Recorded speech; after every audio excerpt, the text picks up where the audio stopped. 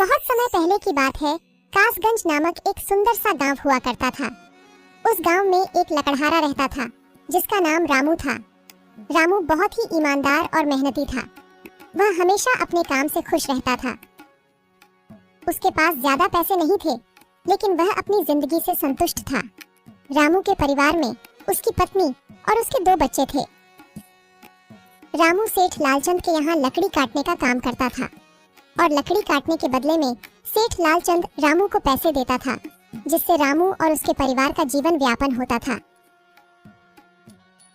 सुमन, मैं काम पर जा रहा हूँ। आज बहुत देर हो गया है, तो तुम बच्चों को स्कूल छोड़ाना। जी, स्कूल तो मैं छोड़ आऊंगी, लेकिन मोनू और चिंकी पिछले 2 दिन से कह रहे हैं कि उनके स्कूल की टीचर स्कूल की फीस मंगा रही है। हाँ, तो जाकर दे आओ ना स्कूल की फीस। अजी कहाँ से दूं? आप जो पगार लाते हैं उसमें मुश्किल से तो घर चल पाता है। अब उतनी सी तनख्वाह में मैं बच्चों की फीस का इंतजाम कैसे करूं? अजी मैं एक बात आपको साफ साफ कह देती हूँ, आप सेठ लालचंद जी से पगार बढ़ाने की बात कहिए। दिन पर दिन खर्च बढ़ता जा रहा है। बाजार में अगर सब्जी लेने निकलो तो सब्जियों के दाम आसमान छू रहे हैं, और बच्चों की पढ़ाई का खर्चा, घर का खर्चा अब इतनी कम तनख्वाह में कैसे गुजारा होगा? ठीक है, मैं आज ही सेठ जी से थोड़ा पगार बढ़ाने की बात करता हूँ। इतना कहकर रामू काम पर चला जाता है।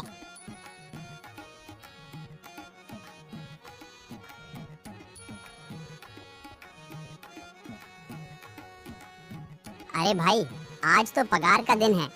देखो, अब यह सेठ लालचंद कोई ना कोई लोचा जरूर करेगा। हमेशा कोई ना कोई बहाना बनाकर पगार कम कर देता है। और अगली बार तो मेरी आधी पगार काट ली थी, यह कहकर कि जो मैंने लालचंद जी से 200 रुपए उधार लिए थे, उसका ब्याज बढ़कर 1000 रुपए हो गया है। इसलिए मैं तुम्हारी पगार में से 1000 रुपए काट रहा हूँ। हाँ हरिया भाई, तुम एकदम ठीक कह रहे हो। ये सेठ लालचंद ना एक नंबर का चालाक और लालची इंसान है। एक तो दुगुना काम ले लेता है और बदले में पैसे भी पूरे नहीं देता। हाँ भाई, मेरे भी अगली बार सेठ लालचंद ने पगार काट लिए थे। मैंने बस 2 छुट्टी ली थी जब मेरी बिटिया बहुत बीमार थी, और इस लालचंद ने इस बात का फायदा उठाकर मेरी पूरी आधी पगार काट ली। हे भगवान, बस सेठ जी, इस बार मेरी पूरी पगार दे दें। बच्चों के स्कूल की फीस भी भरनी है। ऐसे सभी लकड़हारे अपने काम पर लग जाते हैं। काम करने के बाद सेठ लालचंद के पास जाते हैं। सेठ जी, महीना पूरा हो गया है, हमें हमारी तनख्वाह दे दीजिए। देखो भाइयों, अभी मेरे पास तुम्हें देने के लिए पैसे नहीं है। अभी माल नहीं बिका है, सारा माल गोदाम में ही पड़ा हुआ है। कल या परसों तक तुम्हें तुम्हारी तनख्वाह मिल जाएगी। पर सेठ जी, अभी हमारे पास बिल्कुल पैसे नहीं बचे हैं। घर का भी सामान लाना है, बच्चों की फीस भरनी है। अरे मैंने कहा तो सही, 1-2 दिन और रुक जाओ, कल या परसों तक पैसे मिल जाएंगे। अभी मेरे पास पैसे नहीं है। सभी लकड़हारे निराश मन से अपने अपने घर आ जाते हैं। अजी क्या हुआ? इस बार कितना पगार मिला है? सुमन, अभी कोई पगार नहीं मिला। सेठ जी ने कहा है कि 1-2 दिन में पगार मिल जाएगा। पगार नहीं मिला? आपको तो पता है ना, बच्चों की फीस भरनी है। इनकी स्कूल टीचर ने आज साफ साफ चेतावनी दे दी है कि अगर कल फीस नहीं लाई तो बच्चों को घर पर ही बिठा लेना। अब बताओ मैं क्या करूं? मैं क्या करूं सुमन, ये सेठ जी समय पर कभी पैसे देते ही नहीं है। अब तो बस हम इंतजार के सिवा और कुछ नहीं कर सकते। 1-2 दिन की बात है, देख लेते हैं। ऐसे ही 2 दिन गुजर जाते हैं। 2 दिन बाद सेठ लालचंद सबको पगार देता है। अरे हरिया, ये ले अपनी इस महीने की पगार। सेठ जी, यह तो बस 2000 है। मैंने तो इस महीने 3000 तक का काम किया है। हाँ, काम तो किया है, लेकिन तूने 1-1 घंटे आराम भी तो किया है। ये पैसे उसी आराम के काटे हैं।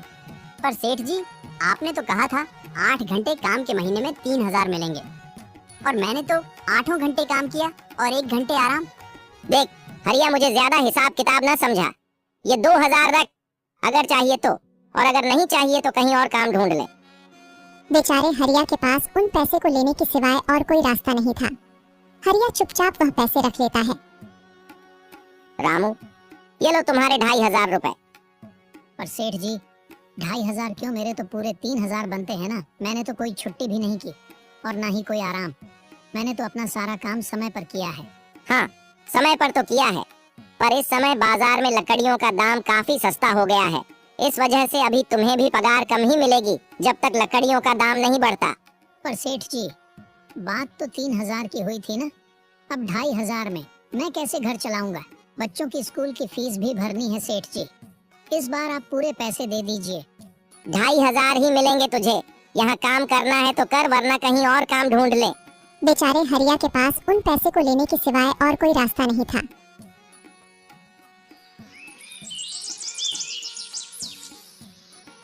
अरे भाई, यह सेठ लालचंद एक नंबर का बेईमान इंसान है। सारे पैसे अपने जेब में भर लेता है और बहाने बनाता है कि लकड़ियों के दाम सस्ते हो गए हैं। देख लेना, हम गरीबों की किसी न किसी दिन इसे जरूर हाय लगेगी। नहीं हरिया, ऐसे नहीं कहते। वह हमारे अन्नदाता है। आखिर उन्हीं के वजह से तो हमारा घर चल रहा है। अरे काहे का अन्नदाता? काम के पूरे पैसे तो देता नहीं है। पूरे महीने मेहनत करके भी क्या मिलते हैं? बस ये 2,000 रुपए। इसमें घर खर्च कैसे चलाएं? ऐसे तो हम कभी तरक्की नहीं कर पाएंगे। और हम कर भी क्या सकते हैं हरिया? हमें लकड़ी काटने के सिवा और कोई काम कहाँ आता है? और कोई काम खोलना भी चाहे तो उसके लिए हमारे पास इतने पैसे कहाँ हैं? अब जो भी हो, हमारा तो बस ये सेठ लालचंद ही सहारा है ना। कुछ देर बातें करने के बाद अपने घर की ओर निकल पड़ते हैं। जी आ गए आप। कितनी पगार मिला है? सुमन, इस बार सेठ जी ने बस 2,500 रुपए ही दिए हैं। बस 2,000? इतने में कैसे घर चलाएंगे? बच्चों की फीस में ही 1,000 रुपए निकल जाएंगे।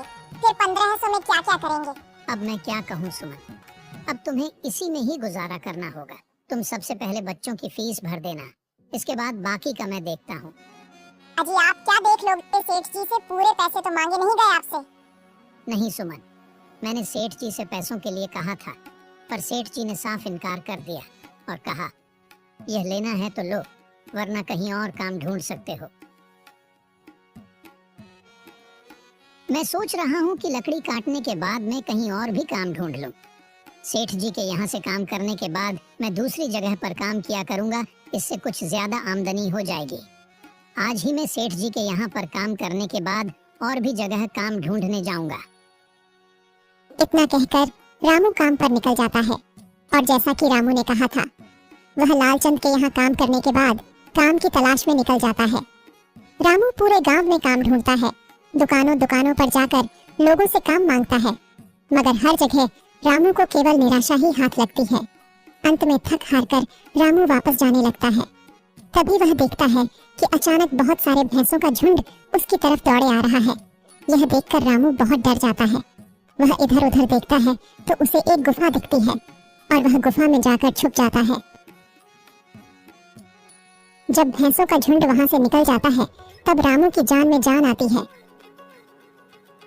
हे भगवान, आज तो बाल बाल बच गया मैं, वरना आज तो मैं इन भैंसों के पैरों तलों तो कुचला ही जाता। पर यह मैं कहाँ आ गया? रामू यह सब सोच ही रहा था कि तभी उसकी नजर गुफा में रखी एक टोकरी पर जाती है। रामू उस टोकरी के पास जाता है। ये कैसी गुफा है? ये कैसी टोकरी यहाँ पड़ी है? इसे मैं घर ले जाता हूँ, सामान रखने के काम आ जाएगी। रामू जैसे ही उस टोकरी को हाथ लगाता है, गुफा में से एक आवाज आती है, रुक जाओ, इसे छूने की कोशिश मत करो।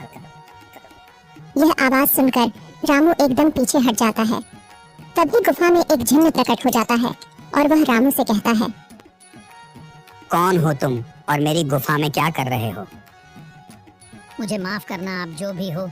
कुछ भैंसों का झुंड मेरे पीछे पड़ गया था और उनसे बचने के लिए मैं इस गुफा में आकर छिप गया और फिर मेरी नजर इस टोकरी पर गई।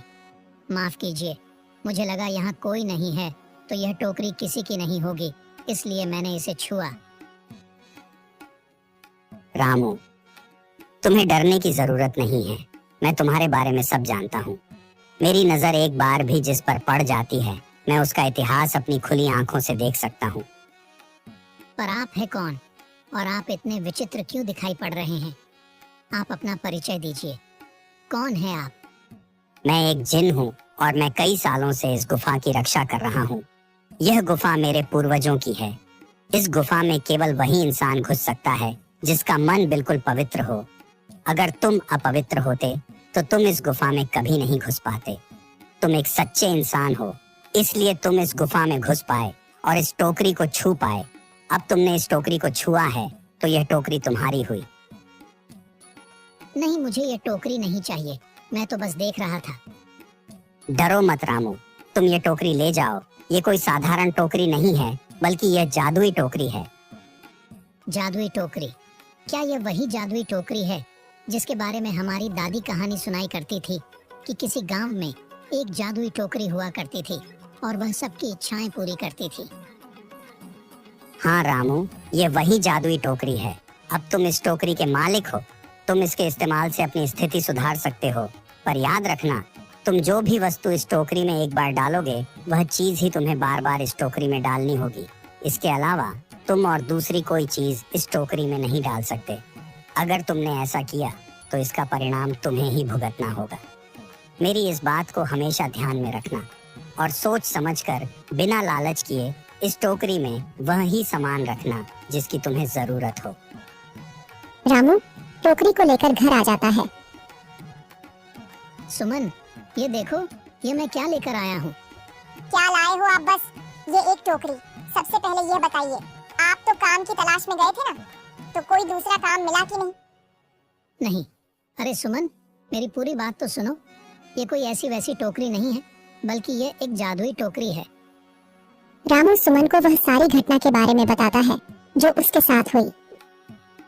अच्छा, तो आपका कहने का मतलब है कि इस टोकरी में हमें कोई ऐसी चीज डालनी होगी जिसकी हमें सबसे ज्यादा जरूरत हो। हाँ सुमन, हमें सोच समझकर ही इसमें कोई चीज डालनी होगी। रामू थोड़ी देर सोचता है, फिर उसका ध्यान उन लकड़ियों पर जाता है जो एक बार उसने सुमन को रखने को दी थी। सुमन, तुम्हें याद है, एक बार मैं जंगलों में लकड़ियां काटने गया था तो मुझे एक चंदन की लकड़ी मिली थी और वह मैंने तुम्हें लाकर दे दी थी। हाँ, दी तो थी। तो तुम उस लकड़ी को ले आओ। हम उस चंदन की लकड़ी को ही इसमें डालेंगे और उस लकड़ी से अपना एक व्यापार शुरू करेंगे। सुमन चंदन की लकड़ी को ले आती है और उसे टोकरी में डाल देती है। वह जैसे ही चंदन की लकड़ी उस टोकरी में डालते हैं, उसमें कई सारी लकड़ियां आ जाती हैं। अरे वह, ये तो चमत्कार ही हो गया। ये देखिए, कितनी सारी चंदन की लकड़ियां हो गई। अगर आप इसको बेचेंगे तो इससे काफी अच्छे पैसे मिलेंगे। हाँ राधा, मैं कल सुबह बाजार जाकर इनको बेच आऊंगा और जो पैसे मिलेंगे उससे हम अपने मोनू और चिंकी के स्कूल की फीस भर देंगे और बाकी बचे पैसों को संभाल कर रख लेंगे। अगले दिन रामू लालचंद सेठ के यहाँ काम पर न जाकर चंदन की लकड़ियों को बेचने के लिए बाजार की ओर निकल पड़ता है। वहाँ पर रामू चंदन की लकड़ियों को बहुत ही कम दामों में बेचा, जिसकी वजह से आम लोगों के साथ साथ बड़े व्यापारियों ने भी रामू से चंदन की लकड़ियाँ खरीदी। लकड़ियों को बेचकर रामू को काफी अच्छे पैसे मिले। पैसों को लेकर चंदन घर आ जाता है। ये देखो सुमन, उन लकड़ियों को बेचकर मुझे कितने सारे पैसे मिले हैं। ये लो कुछ पैसे, इससे तुम कल मोनू और चिंकी के स्कूल की फीस भर देना। अच्छा, तो मैं काम पर जाता हूँ। अजी, आपके पास तो अब यह जादुई टोकरी है, तो अब आपको उस सेठ लालचंद के यहाँ काम करने की क्या जरूरत है? हाँ सुमन, मैं सेठ लालचंद जी के यहाँ काम पर नहीं जा रहा, बल्कि मैं तो वहाँ पर जो काम कर रहे बाकी के लकड़हारे हैं उन्हें ये खुशी की खबर देने जा रहा हूँ, क्योंकि सेठ लालचंद जी से मेरे साथ साथ वह लकड़हारे भी बहुत परेशान थे। इसलिए अगर मेरा भला हो रहा है तो क्यों ना मैं उन सभी का भला करूं। वह सभी बहुत ईमानदार लकड़हारे हैं, वह सभी बहुत मेहनत से काम करते हैं, मगर लालचंद ने कभी भी उनको उनकी मेहनत के सही पैसे नहीं दिए। इसलिए मैंने सोचा है क्यों ना मैं उनको अपने इस काम में शामिल कर लूं। हाँ जी, बात तो आपकी बिल्कुल सही है। अगर आप सभी लोग एक साथ मिलकर काम करेंगे तो हम सब बहुत जल्द ही तरक्की हासिल कर लेंगे।